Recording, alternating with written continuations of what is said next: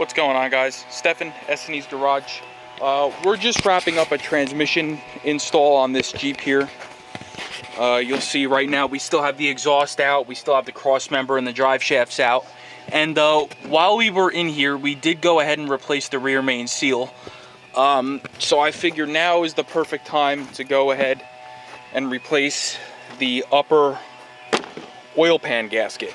Now, we are not going to touch the lower pan gasket, number one. I'm not really worried if that's leaking a little bit. That's easy enough to seal up, further down the road. But our upper oil pan is definitely leaking, more so out of the back from disturbing it from when we did the rear main seal. So we're going to go ahead while we have the transmission lines out of the way, because they do, they clip right onto the upper pan right there, and then the lines end up being in your way when you go to do it. So while these are down, we're going to go ahead and take care of it. So I did just recently change the oil on this, so we're going to try to capture as much of this oil as we can to reuse. And then we're just going to go ahead and remove all the 10mm bolts around the upper pan and drop it down. So let's go ahead and crack that drain plug loose, and let's start draining it.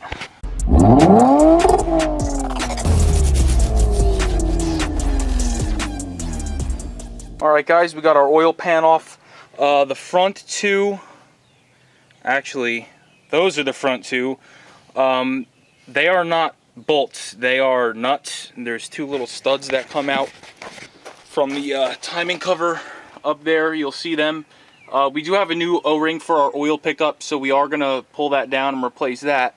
But let's just get under there and take a look at this, because this engine has 269,000 miles on it, and I was actually pretty amazed at how clean it is under here. Whoever owned this before us definitely took good care of this thing. We grabbed a couple rods and we tried to move them. A little side to side is okay, but we tried to move them and we got nothing here.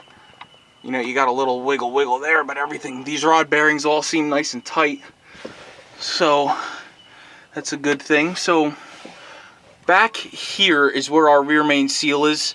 So we're going to clean this whole area up really good, and we're going to put a bead of RTV here in these corners. There's going to be one here and one here, and then we're just going to go ahead and clean the rest of this area up really nice.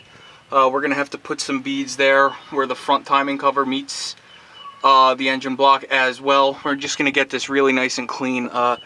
This engine hasn't ran in probably about I guess it'll be a week tomorrow, so it's probably drip dried to the point where we don't really have to worry about it being an issue. But like I said, we're going to clean this up real good, and then go ahead and clean the pan up, and then put the new gasket in. Alright guys, so we're under here. We got this oil pan surface all nice and clean. We got Emily and Maverick there. They cleaned up the oil pan for me, and they went ahead and put the gasket on the oil pan. So now I'm going to take some of this RTV right here, and I'm going to put a dab there. I'm going to put a dab there. I'm going to put a dab there. And I'm going to put a dab there. And then we're going to go ahead and seal this thing back up. Alright guys, we got our gasket in place. We're going to go ahead and torque all of these down to 109 inch-pounds, which equates to right around 9 foot-pounds. So let's go ahead. I'm just going to run them down with the gun, and then I'll go run around and torque them after they're, snugged up. Alright guys, so we went ahead and used our snap-on tech angle torque wrench here. You'll see we set it, if you can see it, let me get out of the sun. There you go. We set it to 109 inch-pounds, and then we just came under here, got them on there. Actually, that's not even the ones we did. We came up here, we got them on there, and you'll see we torqued them all down to spec.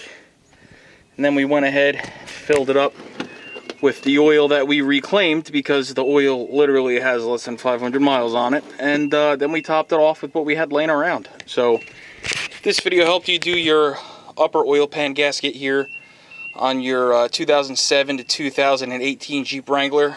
No, sorry.